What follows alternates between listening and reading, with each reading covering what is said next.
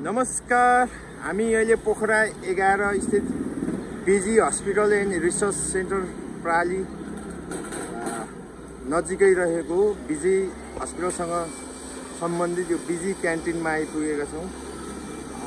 यो क्यान्टिनमा बौद्धिक अपाङ्ग भएका एकजना भाइ हुनुहुन्छ र एकजना कामदार पनि हुनुहुन्छ। उहाँको बारेमा थोरै जानकारी लिउँ भनेर। नमस्कार। नमस्कार। हजुरको नाम चाहिँ बताइदिनुहोस् न। घर चाहिँ कहाँ हो? देउपुर। धौलागिरी अञ्चल कास्की नयाँ पुल। ए अनि कति वर्ष पुग्नुभयो हजुर? 35। अनि तपाईँको दाजुभाइ दिदीबहिनी कतिजना हुनुहुन्छ?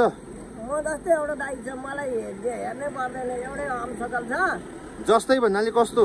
एउटै अनुहार भएको अनुहार। अनि अरू कुराहरू? ऊ पनि म जस्तै छ, तर उसले नि अलिक काम सुन्दैन, बहिरो छ अलि। ए भनेपछि तपाईँहरू अपाङ्ग हुनुहुन्छ? अपाङ्ग हुनुहुन्छ? अलि हो त क्या, ज्ञान डल्लो, ज्ञानमा हाइट नपुगेको हो त बुढ्को भन्ने क्या। ए मतलब के अरे हाइट अनुसारको अपाङ्ग? कस्तो अपाङ्ग भन्ने रुचाउनुहुन्छ तपाईँ आफूलाई? म अब एकदम अप्रोच मान्छे, म सुस्त मान्छे, अपाङ्ग, चोर्न धर्न नजान्ने।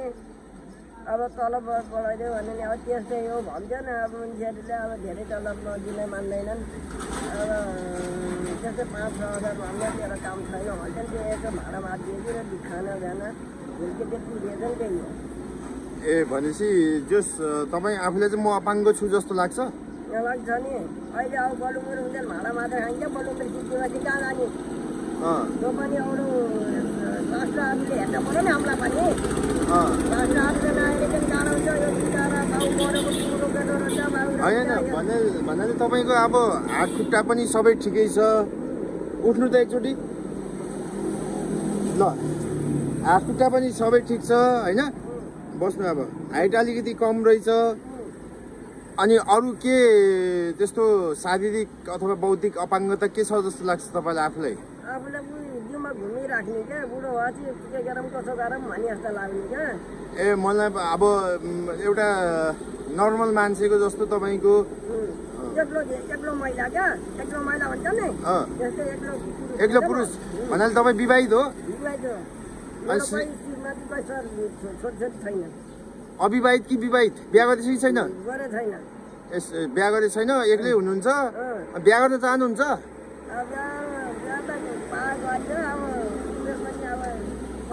35-36 भनेको धेरै ठुलो त होइन? जस तपाईँलाई मिल्ने बिहा गर्ने भयो भने तपाईँ बिहा गर्ने इच्छुक हुनुहुन्छ? अनि बिहा गरेर अनि बुढीले पाल्न सक्नुहुन्छ त? त्यही त हो नि। अब बरु गाउँमा बसेर बाख्रा साख्रा पाल्दा कसैले यो पनि अपाङ्ग जस्तै रहेछ, अलि हल्लु पाउनु रहेछ, यसले 4,000 ल्याएको भन्ने कोही छैनन्। भोट हालेर नेतालाई जिताउने केही छैनन्। ए भोट पनि हाल्नुहुन्छ? भोट नै हालेको नि, 6वटा भोट हालेको। एकजनाले 6वटा कसरी हाल्नुभयो? आमाले हाल्यो, भाउजूले हाल्यो। ए आमा भाउजू त कहाँ हुनुहुन्छ त अहिले? घरमै। भाउजूको दायित्व छ, उसको त केही गर्नु पर्दैन, मेरो मात्र हो। उसको त बुढी पनि चलाक बाटी टाँटी छ। ए भन्नाले तपाईँको दाइको?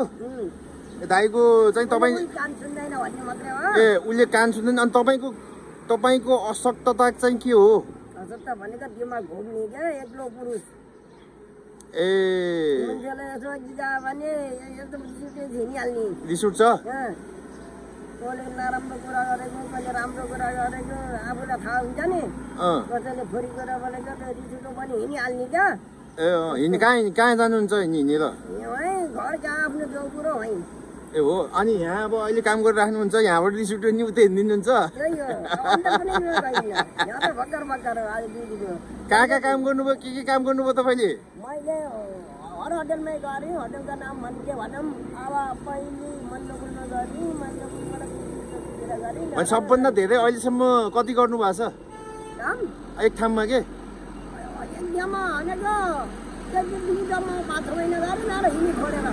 ए मन परेन अनि हिँड्नुभयो? अब छोरो मान्छेलाई व्यापार पनि गरेर रिस उठेर हिँडेको।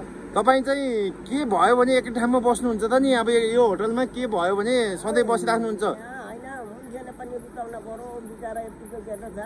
होतो छ त्यसलाई नि एउटा साह्रो चाहिएन भोलि अब आमा मरेर गयो भने त्यसलाई कहिले पकाएर खानु ए भनेपछि तपाईँ बिहा गर्न चाहनुहुन्छ? त्यही हो। ल यहाँको साउनीले अब बिहा गर्ने केटी चाहिँ खोजिदियो भने यहीँ काम गर्नुहुन्छ सधैँभरि? त्यो त अब उमेर मैले भने 35 वर्ष भइहाल्यो। अब म खुबै बदलो 60-70 वर्ष तक अब उनीहरूले हामीलाई भत्ता दिनु मन दिँदैन। भोट हाले जिता मात्रै नेता गुर्जीमा गएर बस्छन्। अब तपाईँले अपाङ्गको तपाईँको अपाङ्ग त दर्ता छैन अथवा त्यस्तो कुनै एकदम अशक्त केही पनि देखिनुहुन्न हुनुहुन्न, तर त्यो तपाईँको चाहना चाहिँ अपाङ्गतामा दर्ता गर्न पाए हुन्थ्यो भन्ने हो? त्यही हो। के अपाङ्गता छ जस्तो लाग्छ तपाईँलाई? मैले अघि म होतो छु गाउँमा अब हलो बाक्सो खन्न नाच्छ भने अब भारी बोकेर हिँड्न नाच्छ भने यस्तो होटेलमा भाडा माझी जिन्दगी बिताएको हुन्छ। होटेलमा भाडा माझेर जिन्दगी फाल्यौँ।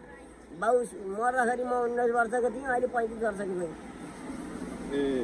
त्यही भएर जति मान्छेले भोट हाले जिताएको नि केही पनि गर्न हामी सक्दैन भन्छन्। त्यसो बिचरा देखाइ के भयो भने अब भन्छ नि अहिले बोल्नु मेरो हुन्छ नि त भाडा माझ्दाखेरि भोलि बोल्नु भन्छ नि जसले कसलाई बाल्न सक्छ र? त्यही त हो नि। यसो भन्थ्यो भने भन्नु होला भोलि चाहिँ। ठिक छ, तपाईँ पनि अलिकति आफ्नो स्वास्थ्य आफै ख्याल गर्नु होला, आफै सरसफाइमा अलिक ध्यान दिनु होला। तपाईँको नाकमा चाहिँ धेरै फोहोरहरू जम्ने रहेछ, सफा गर्दै गर्नु होला है। अनि सरसफाइ गर्ने चिटिक्क भएर बस्ने भएपछि मान्छेले नि हुन्छ आफूले आफूलाई अपाङ्ग हुँ म भनेर सोच्नु भएन। म अरू जस्तै गर्न सक्छु। तपाईँको अपाङ्ग भएको व्यक्तिले त धेरै कुरा गर्न सक्नुहुन्छ भनेपछि तपाईँ त झन् अपाङ्ग जस्तो आफूलाई लागेको हो, केही पनि अपाङ्ग हुनुहुन्न। अरूले गरेर जस्तो गर्न सक्छु भनेर आफूलाई पहिला प्रिपेयर गर्नुहोस्, सरसफाइमा ध्यान दिनुहोस् है। अनि अन्य कुरा पनि जस्तो दिमाग घुम्छ भनेपछि दिमागलाई पनि शान्त गर्ने प्रयास गर्नुहोस् है। तपाईँलाई म पछि आएर भेट्छु, अब 1 महिनापछि 1-2 महिनापछि कहिले हुन्छ त्यो बेलामा अलिकति तपाईँ चेन्ज भएको हुनुपर्छ। म साउनीसँग नि कुरा गर्छु, उहाँलाई मिल्ने एउटा केटी खोजेर बिहा दिनु पर्यो, उहाँ सधैँ यहीँ काम गर्नुहुन्छ भनेर म कुरा राख्छु है त।